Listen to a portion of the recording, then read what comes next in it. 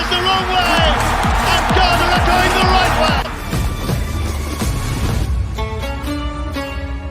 Hey guys, welcome back to the channel. As usual, I am your host Lazio, and we're here at the media center here at the Qatar 2022 World Cup. The African contingent in Morocco, the only team left, have done us proud. They are through to the semi-final, and there were some conversations going on after Morocco qualified for the semi-final regarding how many slots Africa will be getting for the World Cup in 2026. As you are all aware, 48 teams will be taking part in that competition. There are several issues with those 48 teams taking part in a single tournament, and coupled with that, there's a potential increase of number to 6 for Africa. I'll be telling you what I know so far. Whether Africa will be getting 11 slots as we are rumored to get after Morocco's heroics yesterday versus Portugal, or whether it's still the same 9 we will be getting. We'll be talking about that today. We'll also talk about Kudus MOHAMMED. He reviewed a chat he had with Everton regarding his move to Everton, which MOHAMMED was rumored to join Everton. He revealed the chat he had with Everton and the projects they were having that piqued his interest. We'll talk about all that today. As usual, subscribe if you have not. Click on the notification bell to get more updates. First of all, let's clarify those rumors going around about Morocco's heroics yesterday, giving us 11 slots at the World Cup. Well, currently we know 48 countries will take part in the World Cup, taking place in Mexico, America, and Canada. 3 countries will be hosting the World Cup, and it will be interesting to see how movement will be for media, fans, and everyone in general. But what we know now is that of the 48 countries as things stand, and according to FIFA, 9 permanent slots will come from Africa. Let me break it down for you as to what we know now. 9 slots from Africa, permanent. There will be 1 extra slot though, which will be from playoff places. Now, Europe will have its numbers increased to 16. Yes, 16 European countries will have the potential, and theirs will be permanent. Yes, nothing to do with a playoff slot involved there. Also with Asia, there will be 8 permanent slots, 1 playoff bid. With North America, there will be 6, including 3 for the host, 2 slots through playoffs for them. South America, there will be 6 plus 1 playoff spot, increasing their number plus 2. They had usually 4 with 1 playoff slot. Oceanic region, there will be 1 plus 1 playoff slot, increasing them to plus 2.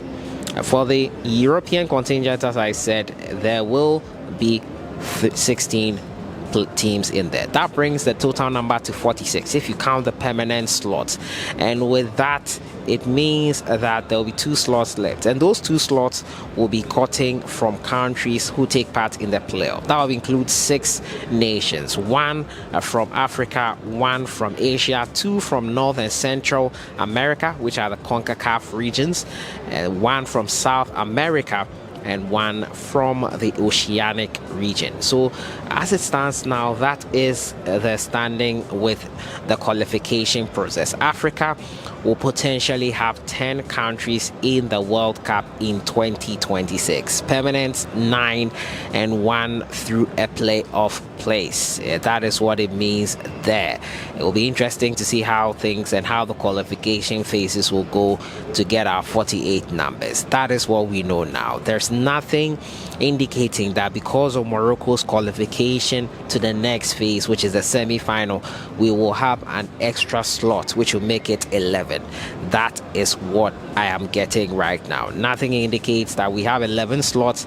We have potentially 10 slots, 9 permanent slots guaranteed. But the issue with the 2026 World Cup has got nothing to do with really the 48 countries participating in it. It has to do with how things will be played off. Now, we know 48 divided by 4 would mean that 12 groups with 4 countries.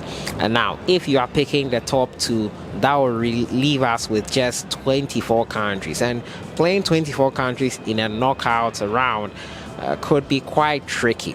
So the potential result of that would be that 12 groups of 4 group winners, runners-up, and 8 best third-place teams progress to a 32-game knockout phase, or a tournament with 24 teams with 6 groups of 4 group winners plus 4 best third-place teams advance with 16 knockout stage. It will be interesting to see how FIFA do it. But if we go with 3 teams also in there, the issue with 3 teams in a group would be that it would lead to the situation we had us playing our final group games at the same time, where one team will not play and will know exactly what to do to qualify after their opponents play. It would not be the ideal situation if we have a group of 3 teams. So I think any of these 2 would work out. That's 12 groups of 4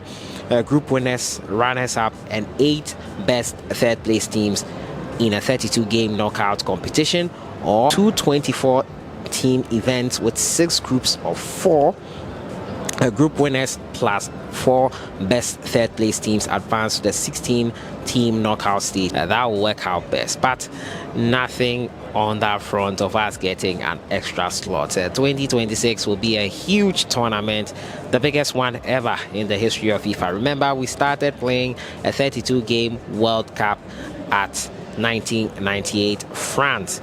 It's now going to increase to 48. 16 more countries will have the opportunity to be represented at the World Cup.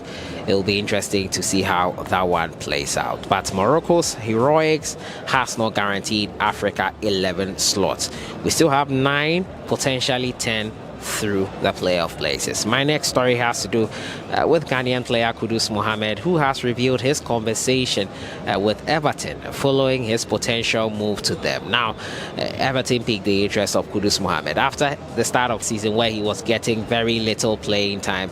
Kudus wanted a change of environment. He wanted to move for a change of environment where he would get permanent playing time, but it was not to be for Kudus, unfortunately, as it didn't happen. The move didn't pull through, and he remained at Ajax and proved his worth. And now, he revealed with Joy Prime that he had a conversation with Lampard, the coach of Everton, about the project he wanted to join at Everton. He says, I was really close to joining them. I thought it was a good project for me, and I felt I should try it. It wasn't like this season was my first, it was my third. So if I'm not getting the progress I'm looking for, then why not try something else? That was the focus of everything that happened. I spoke to Lampard regarding a move to Everton. I had a chat with him to know the project they have for me, what he thinks about me, and how he sees me as a player. Because definitely that would be the green light for me to decide whether I wanted to move. Without the coach there is nothing. So Kudus Mohammed, interesting. He will stay with Ajax for sure. Dortmund is a potential move for him. Barcelona have also been monitoring him after his exploits at the World Cup. It will be interesting to see which club he does eventually end up at the end of the season. A great star in the making in Kudus Mohammed. The season mid-season training has started off. Arsenal's Thomas Partey has arrived in camp with his teammates. They are in Dubai currently preparing through some games they have played so far. Eddie Nketiah and the likes, Ben White and co are all in camp right now. Also, Kudus Mohammed has joined his teammates at Ajax, and they will also be getting ready for the rest of the season. We'll see how things go for them and whether they can secure the title for their various clubs. So that has been it for today, explaining the 48 teams that could possibly be taking part in the World Cup in America, Central and Northern America, and whether Morocco's exploits has guaranteed Africa an extra slot. It hasn't, according to the latest information I have. We're also talking about Kudus Mohammed's talk with Everton, and also Thomas Partey and co returning to camp and getting ready for the season. I'll see you guys in the next one. Have a great evening. Enjoy the rest of the week.